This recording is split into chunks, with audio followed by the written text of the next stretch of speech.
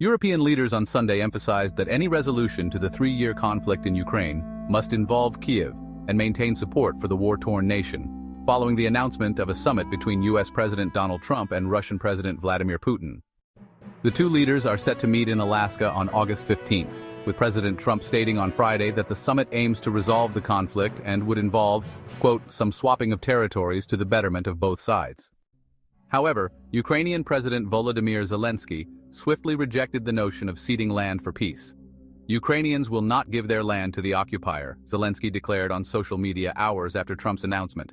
He added, any decisions against us, any decisions without Ukraine, are also decisions against peace. They will achieve nothing. Zelensky also urged allies to take clear steps towards sustainable peace during a call with British Prime Minister Keir Starmer. European leaders echoed Ukraine's stance. A joint statement from the French, Italian, German, Polish, British, and Finnish leaders, along with the President of the European Commission, welcomed Trump's peace efforts but, stressed the necessity of continued support for Ukraine and pressure on Russia. They asserted that only an approach that combines active diplomacy, support to Ukraine, and pressure on Russia can bring the war to an end. French President Emmanuel Macron, following calls with Zelensky, Starmer, and German Chancellor Friedrich Merz, stated unequivocally that the future of Ukraine cannot be decided without Ukrainians, and that Europe must also be involved in negotiations.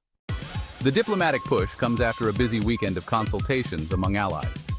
On Saturday, U.S. Vice President J.D. Vance met British Foreign Secretary David Lammy and representatives from Ukraine and European allies at Chevening House, a country mansion southeast of London, to discuss Trump's peace initiative. Simultaneously, national security advisors from Kiev's allies, including the United States, EU nations, and the UK, gathered in Britain to align their views ahead of the highly anticipated Putin-Trump summit. The upcoming summit faces significant hurdles as three previous rounds of direct talks between Russia and Ukraine this year have failed to yield results and, honestly, the positions of the warring sides remain far apart.